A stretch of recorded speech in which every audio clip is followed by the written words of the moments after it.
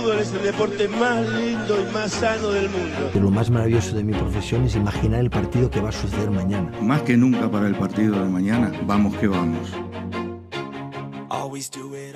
Hola, hola, ¿cómo están? ¿Cómo les va? Bienvenidos a un nuevo video para el canal. Hoy tenemos un video algo particular, algo especial. Un video que realmente llevo mucho tiempo pensando, tratando de imaginar cómo debía llevarlo adelante, cómo debía organizarlo y de qué manera podía compartir mi experiencia o la forma en la que yo trabajo o que me gustaría que se lleven adelante mis planificaciones, pero lógicamente sin invadir tampoco en las formas en las que voy a desarrollar mi planificación o cómo planifico mi sesión, sin que se vea afectado la opinión de cada uno de ustedes, sino que directamente sea un aporte, básicamente.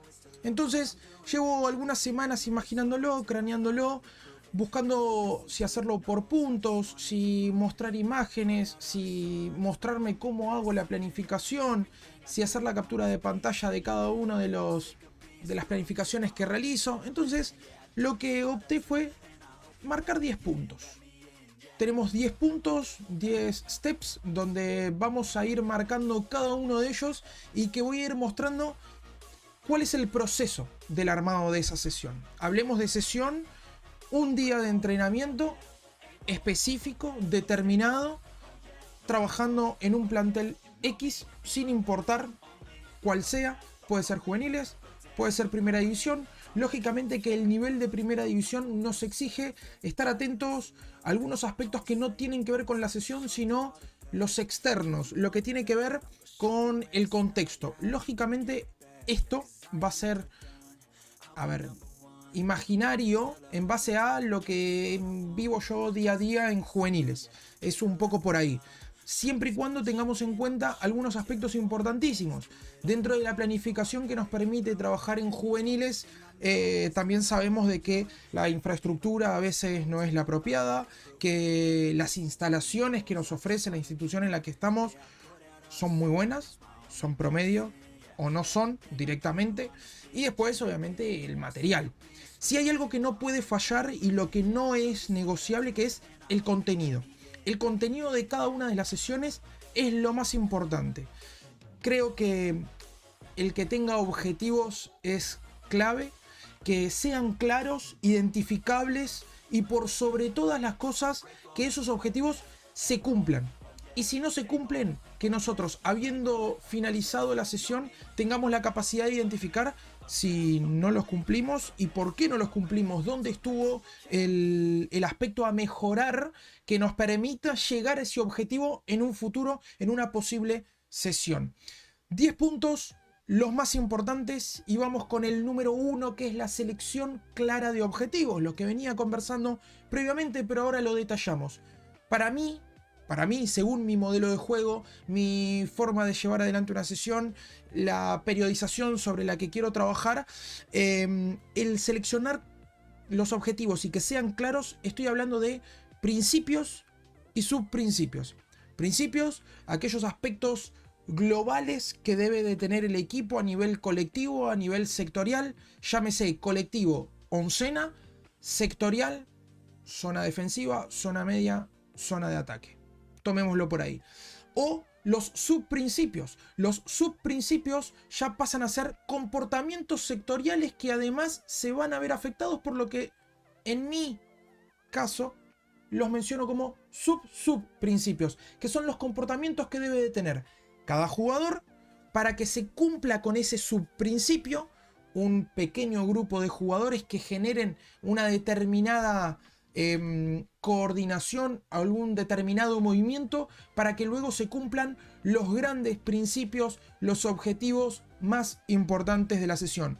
Llámese, por ejemplo, puedo tomar como referencia un objetivo para la sesión del día martes, amplitud, cambio de orientación, pase de seguridad. Si son objetivos ofensivos, si son objetivos defensivos, puedo hablar de presión tras pérdida, de basculación, de apoyos en la espalda, de triángulos defensivos, de repliegues. Puedo tomar una gran cantidad de principios y subprincipios para objetivizar en esa sesión que voy a llevar adelante. Eso es lo primero. A veces mucha gente me dice, no, Fede, primero tengo que pensar en la predominancia del día para después poder imaginar el objetivo. No, yo creo que no. Esto es una opinión personal, porque acabo de mencionar algo que es el segundo punto, que mucha gente me dice ubicar la predominancia del día, ponerla en primer lugar y a partir de ahí poner el objetivo. En mi caso no es así. Yo primero pienso qué necesita mi equipo. Si vengo de una victoria, seguir reforzando los aspectos a mejorar. Como siempre se dice, esto es algo que no lo inventé yo. Está claro en el fútbol que cuando se da la victoria es más fácil mejorar. Cuando viene una derrota dura es difícil mejorar porque viene golpeado el jugador, porque el plantel está tocado. Entonces, cuando tengo una victoria en mano, cuando vengo atravesando una buena racha, ahí es cuando más tengo que trabajar y más debo agregar a la sesión, a cada uno de los entrenamientos. Cuando el resultado no es positivo, bueno, ahí debo ir ajustando poco a poco y ser gradual en los objetivos que pongo en cada sesión. Ubicar la predominancia. En mi caso yo lo llamo -3, -2, -1 o +1, +2, +3, dependiendo de a cuánto me encuentre del día de partido. ¿A qué me refiero con esto? Si yo jugué ayer, tengo un +1. Si jugué antes de ayer, tengo un +2. Si jugué hace 3 días, tengo un +3. Y después ya paso a los menos. Si estoy a 3 días de jugar, estoy a -3. Si estoy a 2 días de jugar, estoy a -2. Y si estoy a un día de jugar, estoy a -1. La predominancia del día, en mi caso, vamos a hacer un imaginario. Nosotros jugamos el día domingo. Bien. Tengo día lunes, que ese para mí va a ser el +1, o sea, estoy a un día después de haber jugado. Ese +1 yo lo voy a tomar dentro de mi planificación, dentro de mi periodización, lo voy a tomar como un día regenerativo para los jugadores que sumaron más de 60 minutos. Aquellos jugadores que no participaron del partido del día anterior, no jugaron más de 60 minutos o estuvieron en el banco y no ingresaron, va a ser un día compensatorio. ¿Qué es compensatorio? Es recuperar y tratar de asimilar la carga que se llevaron los compañeros que jugaron en el partido, estos jugadores que no participaron, ya sea motivo técnico-táctico, que decidí no incorporarlos, aquellos jugadores que jugaron pocos minutos porque consideré que venían de una lesión, que vienen con poco rodaje, o simplemente sentí que era la necesidad que tenía que ese jugador jugar esos minutos. Ese grupo al cual yo le llamo ese día grupo 2, porque el grupo 1 está recuperando, que fue el que jugó, el grupo 2 va a ser compensatorio, va a igualar cargas que se llevaron los otros compañeros el día anterior. El día martes ya va a ser un día introductorio. Si bien voy a tener a los que jugaron el domingo, los voy a tener a 48 horas de haber jugado, ya me estoy introduciendo a la semana de entrenamiento. Entonces, ese grupo que jugó más de 60 minutos va a tener un introductorio con un menor volumen, va a entrenar algunos bloques menos, se va a llevar menos carga, pero va a ser parte de la introducción. Los otros compañeros que ayer hicieron compensatorio, que no jugaron el domingo o que no sumaron gran cantidad de minutos, esos jugadores van a tener un introductorio completo, van a hacer la sesión completa. Ya ahí paso al día, en este caso, miércoles, el +3.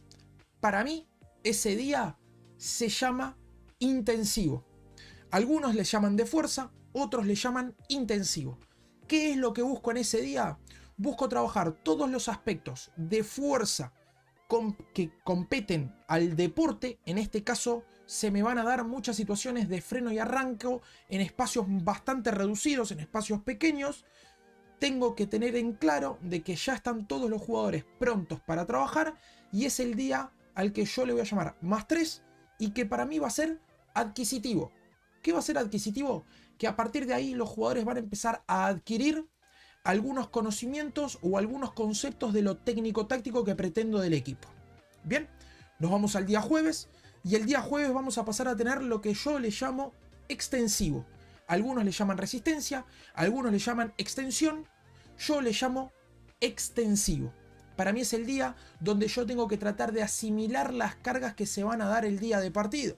Recuerden, juego el domingo, estoy en la mitad de la semana, estoy a jueves, estoy a lo que yo le voy a llamar un -3, me faltan 3 días para la competencia, y estoy a 3 días de haber jugado, porque jugué el domingo, lunes, martes, miércoles descansé, o sea, mejor dicho, entrené, y el jueves, cuarto día, estoy entrenando y estoy tratando de emparejar las cargas.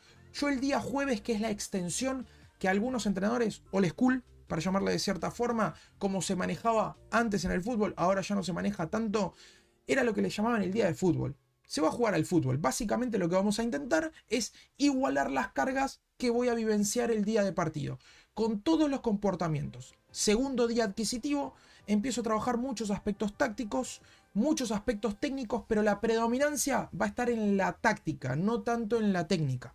La técnica tengo el +1, +2 y +3 para mejorar la técnica. El -3, ya voy a empezar a trabajar más la táctica sectorial y global del equipo pensando en el próximo encuentro. Llego al día viernes.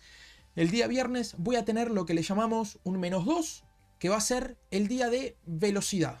Bien, ahí lo que vamos a tener van a ser respuestas desde lo físico a mayor expresión, una velocidad. Voy a buscar la mayor expresión de velocidad de ese jugador, pero va a tener mucha pausa a través de cada una de las expresiones que haga a nivel de velocidad del jugador. Al ser adquisitivo y estar a 2 días de jugar, mis cargas ya tienen que ser bastante distribuidas, debo generar mucho concepto desde lo táctico, y ahí es donde me empiezo a permitir, por ejemplo, el ingreso de la pelota quieta.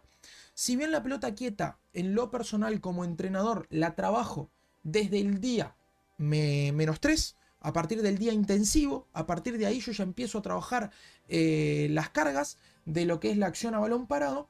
El día -2, el día de velocidad, vamos a trabajar un poquito la pelota quieta, ya vamos a estar permitiendo eso. Se puede permitir mucho el trabajo de salidas, el mucho de manejo de las presiones, de cómo vamos a presionar al rival en su salida, si lo vamos a esperar, si lo vamos a presionar alto, si vamos a plantarnos en zona 1 y bueno, y a ver qué pasa. Se pueden dar muchas situaciones. Ahí tenemos el día -2.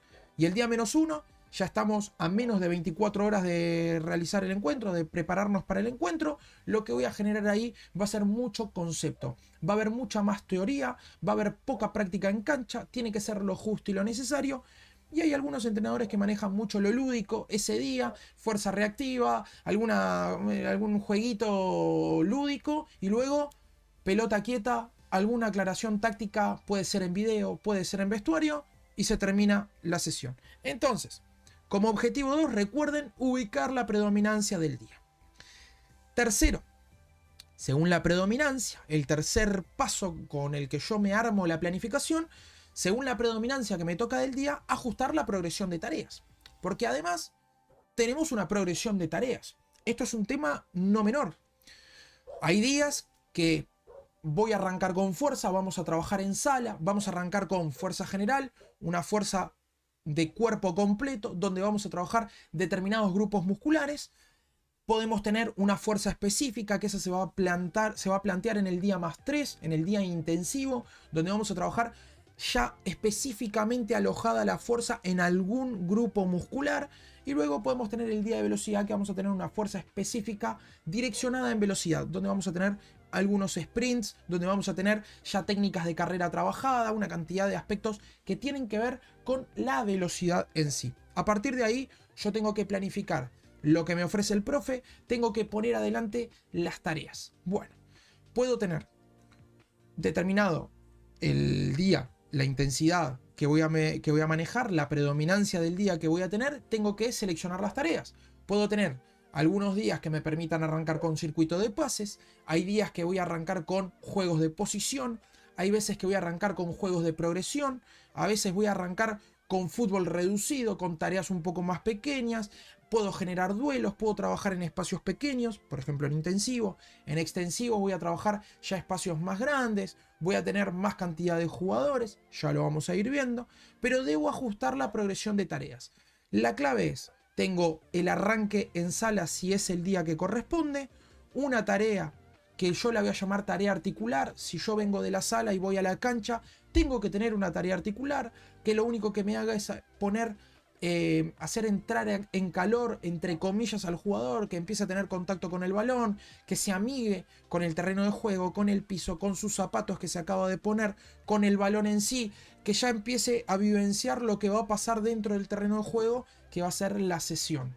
Segunda tarea, voy a tener una tarea intermedia que puedo llegar a utilizarla como tarea principal, dependiendo los objetivos que tenga. Y por último, la tercera tarea, que para mí es esa la tarea principal, que es donde voy a intentar combinar todos los objetivos que me planteé en el paso 1, en el paso 3 ya tengo que tener seleccionada la progresión de tarea, seleccionar la tarea con el objetivo final de cada una de ellas.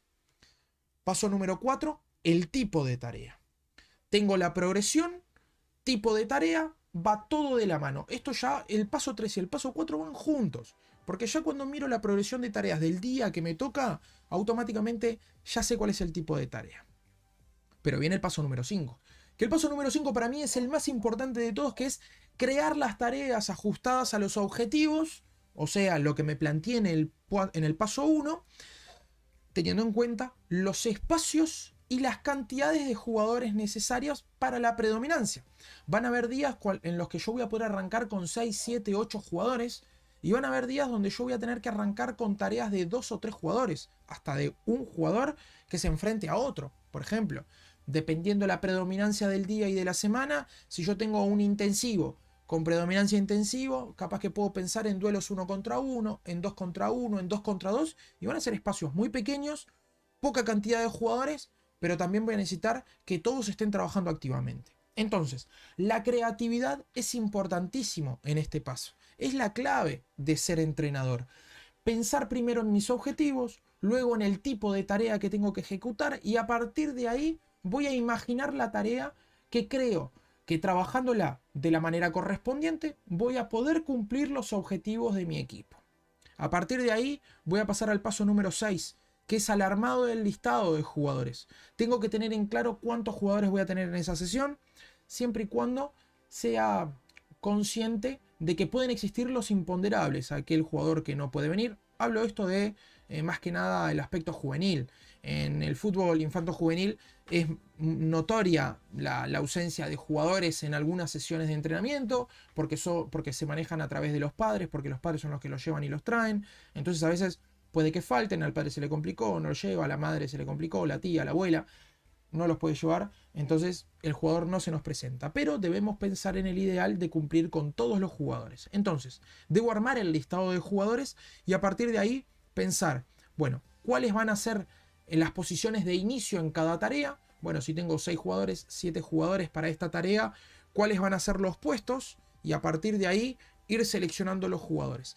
Hacer el listado completo de jugadores, combinarlos con las tareas, ya irle poniendo nombre a las tareas y a cada una de las posiciones que van a jugar cada jugador, y a partir de ahí, si algún jugador me falta, si no viene, si no se me presenta, es simplemente borrar y cambiar uno por otro. Después de ese paso viene el paso número 7, que es organizar las rotaciones. Es clave en esto de que todos los chicos, y hablo ya acá en fútbol formativo, pero lo menciono en fútbol formativo, pero me parece importantísimo que cuando lleguemos a primera división, me gustaría, no sé si se da o no, no tuve la posibilidad de trabajar mucho tiempo en primera división, fue poco y desde un rol mucho más alejado de lo que era el terreno de juego, estaba más bien en el apartado analista, pero sí creo que como entrenador o como asistente debo de tener claro de que todos los jugadores deben participar de cada una de las tareas. Yo tengo que tener a todos los jugadores con la misma sensación de tener oportunidades de ingresar. Más allá de que pueden haber más afinidad con uno, desde lo táctico hablo, porque la afinidad personal no existe en esto, sí tiene que existir a nivel igual para todos los jugadores, pero sí tengo que tener en claro de que a nivel gusto de jugador esto es un poco más específico para todos y tengo que darles la misma carga a todos y les tengo que dar la misma importancia a todos los jugadores y todos tienen que participar en cada uno de los entrenamientos en la misma cantidad dentro de lo que se pueda. Entonces, organizar las rotaciones, los cambios es clave, es ya tener claro el cambio. esto me pongo del lado, yo no fui jugador profesional, no jugué profesionalmente al fútbol, pero es algo que creo que debe pasar y es, el jugador debe sentir que el entrenador tiene toda la información anotada o por lo menos la tiene en la memoria. Confío mucho en la anotación, trabajo mucho de memoria, me gusta trabajar mucho con la memoria, pero el papel es clave. Que el jugador vea que estoy viendo en mi anotación y estoy mencionando los cambios y que no erro en los cambios de fulano por sultano, mengano por fulano, es clave. El jugador se siente importante, se siente observado por el entrenador y obviamente por el asistente técnico, que el asistente técnico, el rol de asistente es mucho más de gestionar las emociones de esos jugadores que capaz que no están en ese grupo A, para llamarle de cierta forma, o que participan activamente de todos los encuentros. Pero es clave las rotaciones, es clave hacer cambios durante la sesión y además combinar. La forma que lo voy a mencionar es chocante y lo hice recién, el grupo A, el grupo B, el grupo C, no existen. En el fútbol sí existen, pero no existen. A los ojos del entrenador, el titular y el suplente, o el jugador A, el jugador B y el jugador C. Pero tengo que hacer entrar al jugador que puedo denominar B o C en el grupo A. Tiene que darse la oportunidad, ese jugador que capaz que viene un poquito más atrás de los demás, de encontrarse en un sistema que ya está funcionando del grupo A, que empiece a jugar con esos compañeros. Discuto muchísimo con mis colegas, más que nada con mis amigos, el tema de que ese chico que suma pocos minutos, y hablo a nivel juvenil acá, más que nada, ese chico que suma pocos minutos el fin de semana o que no es convocado, que en algún momento de la sesión juegue con los titulares, que entre en el equipo titular, que se sienta parte de ellos, porque eso es lo que lo va a hacer mejorar. La motivación de querer mostrar que él se merece estar en ese grupo lo va a hacer generar un buen clima y que él, animado, haga cosas buenas dentro de la sesión. Entonces, animar a todos los entrenadores a rotar mucho durante el entrenamiento y en su defecto, cruzar sectores, cruzar zonas. La zona defensiva, si jugamos en un sistema hipotético 1-4-3-3, bueno, la línea de 4 y el 5 que sean los A y que los dos interiores y los tres de arriba sean los B, y en el otro lado sea al revés, que los que defiendan sea la línea de 4 y el 5 de los B y los dos interiores y los tres de arriba que sean el A, o el sector derecho y el sector izquierdo. Generar esos cambios para que todos se vean rodeados de compañeros que capaz que no son los que juegan el fin de semana, o que sí. Entonces es importantísimo organizar las rotaciones y los cambios. Hice un énfasis muy grande en este punto, en el punto 7, porque estoy convencido que la forma de potenciar a los jugadores no es que entrenen más en la sesión, sino que entrenen mejor. Y a veces entrenar mejor es encontrarse en un ecosistema que ya funciona. Ser parte de eso. Entonces, la rotación es importantísima.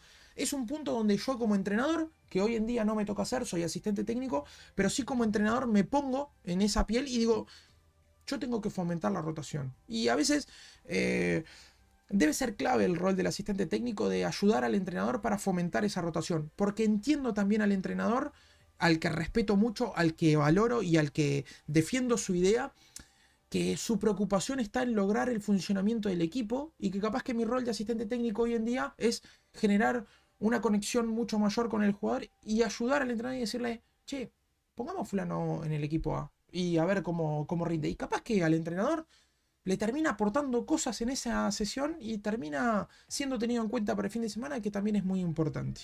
No quiero extenderme mucho más porque es un tema hasta capaz que para discutirlo con colegas, que obviamente les voy a pedir, ya que estamos, que dejen sus comentarios. Si ustedes también planifican, si ustedes también desarrollan sesiones, es importante que me dejen su comentario, su opinión, los quiero escuchar, los quiero leer, y si tienen la posibilidad de comunicarse conmigo a través de las redes sociales, Twitter o Instagram, que tienen mis redes sociales en la descripción del video, pueden tranquilamente dejarme sus comentarios y mandarme un mensaje y contarme un poquito sus experiencias, mandarme un correo electrónico, que mi mail también está a disposición de ustedes.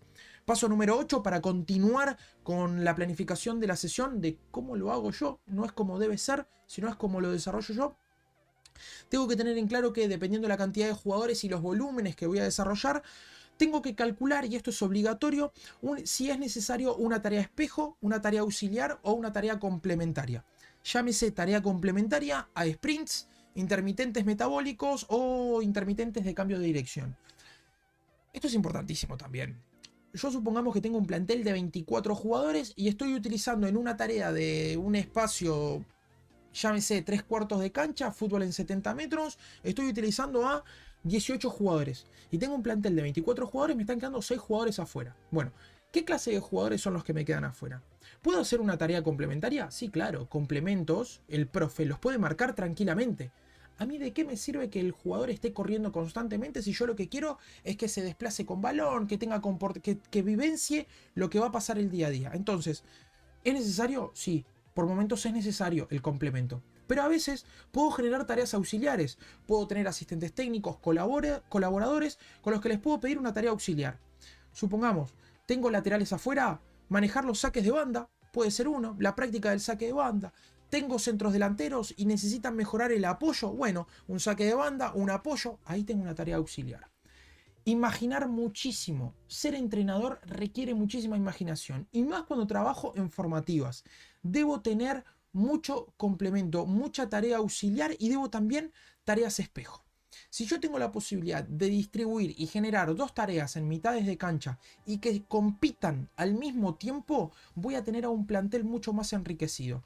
Generando las rotaciones pertinentes, todos los jugadores van a estar durante 2, 3, 4 bloques de 4, 5, 6, 8 minutos trabajando constantemente. Imagínense lo lindo que es llegar al final de la sesión y decir, todos mis jugadores se llevaron 48 minutos de trabajo en cancha sin tener la necesidad de tenerlos parados. Es importantísimo. Generar tareas auxiliares o generar tareas en espejo es importantísimo. Si tengo la posibilidad, que en primera división, lógicamente en muchos clubes existe, la posibilidad de trabajar a 2 canchas, lo tengo que hacer. A veces los entrenadores nos queremos centrar en trabajar en un solo terreno de juego. Pero si tengo un cuerpo técnico conformado y confío en mi cuerpo técnico porque por algo está conformado, yo puedo trabajar a 2 canchas sin ningún inconveniente. Y como entrenador principal, hasta capaz que puedo hacer trabajar y revalorizar el trabajo de mi asistente técnico, darle la potestad a 2 asistentes a que trabajen con los grupos y yo como entrenador principal estar gestionando recursos o estar dando indicaciones mucho más globales. Y capaz que de los aspectos más específicos se pueden encargar mis asistentes. Puedo trabajar de muchas maneras. Entonces es clave que cuanto más jugadores tenga activos, mucho más enriquecedora va a ser la sesión. Por último, y la parte no menor, que es una de las más importantes y por suerte tenemos, yo quiero creer que en el 90% de los clubes del fútbol, y hablo a nivel juvenil, tenemos la posibilidad de contar con un preparador físico. Si nosotros tenemos un profe preparado, calificado, con conocimiento, gestionar con él los tiempos de cada entrenamiento, los tiempos de cada tarea y los bloques que voy a llevar adelante, estoy ganando muchísimo. Ustedes imagínense que recién en el punto 9 yo estoy mencionando al profe, pero mi profe está trabajando conmigo desde el punto 1. El profe, y esto va para todos los preparadores físicos que estén llegando, les esté llegando esta información, sepan que es importantísimo en el preparador físico de fútbol que entienda de este deporte, que también esté interiorizado de la metodología de entrenamiento que tiene el entrenador, de la periodización, de cómo es el modelo de juego, de cuáles son sus principios, sus subprincipios y subprincipios. Un profe que entiende eso me va a poder ayudar desde el punto 1. Va a mirar lo que está sucediendo en el partido y me va a decir, estamos fallando en el cambio de orientación. Entonces el día 2 de entrenamiento, el +2, el que es introductorio, ya puedo estar trabajando con el cambio de orientación porque el profe me lo dijo. Y capaz que el asistente técnico no lo vio. Y capaz que el entrenador principal no lo vio. Entonces el profe desde el punto 1 ya está trabajando conmigo y me está aportando mucho. Entra en el punto 9 porque las tareas tienen un determinado tiempo, deben arrancar y deben terminar, y además debo tener la cantidad de bloques que voy a desarrollar. Y no menor, un aspecto importantísimo son las pausas. ¿Qué tiempos de pausa le voy a dar al equipo? ¿Cuándo voy a hacer pausa para hidratar? ¿Cuándo va a ser pausa para correcciones? Debemos de tener en claro esto. Y esto me gusta a mí anotarlo cómo voy a planificar y lo organizo con mi profe. Es, ¿dónde está la pausa de hidratación? 1, 2 o 3 pausas de hidratación. No, 3 estamos perdiendo tiempo. ¿2 son óptimas? Sí. ¿De cuánto? 60 segundos, 75 segundos. Perfecto. 75 segundos de pausa. ¿Cuántas pausas entre bloque y bloque voy a tener? 3. Esas 3 no son con hidratación. No. Perfecto. En esa pequeña pausa voy a hacer los cambios pertinentes y voy a hacer las correcciones que considere pertinentes. Aparte, tema aparte del tema correcciones. Ese es un tema aparte que tiene que ir para otro video. Por último, punto número 10 y uno de los más importantes, que en la organización de la sesión vamos a ganar mucho si somos claros en esto. ¿Cómo armamos la cancha y cuáles son los materiales necesarios? Hay un aspecto clave que es tener en claro los espacios que voy a utilizar, si voy a utilizar cintas, cuándo las voy a levantar y cuáles son las cintas que ya estando colocadas me van a ayudar a volver a marcar la cancha. Hay un aspecto clave en esto que es: no todos los cuerpos técnicos tienen la suerte de tener 5 o 6 colaboradores, utilería trabajando en campo, preparadores físicos 2-3. Entonces, hablo de mi caso, que es el que me toca vivir hoy en día. Como asistente técnico tengo el entrenador principal, el asistente técnico y el profe. Somos 3. Perfecto. A mí me gusta mucho planificar el armado de cancha. Es uno de los disfrutes que tengo. Y una experiencia que tenía con mi compañero del año pasado, el entrenador con el que trabajé, a quien no sé si va a ver esto, pero le mando un fuerte abrazo a Álvaro Denis. Le contaba siempre, mi trayecto hacia el centro de entrenamiento era de aproximadamente 30-35 minutos en auto. En esos 35 minutos yo ya tenía la planificación en la cabeza, iba pensando cómo iba a colocar las cintas, cómo iba a colocar las tapas para que el tiempo entre tarea y tarea fuera el menor para poder armar o rearmar la tarea que se venía. Y siempre el año pasado nos reíamos mucho porque él siempre decía: vos tenés una computadora en la cabeza. Yo automáticamente terminaba el primer bloque y él me preguntaba: ¿qué es lo que tenemos que hacer? Levantamos tapas de color tal y de la cinta me encargo yo. Levantaba 2 ganchos, movía la cinta a 10 metros y teníamos rearmada la cancha. Movíamos un arco y estaba pronta la sesión para continuar.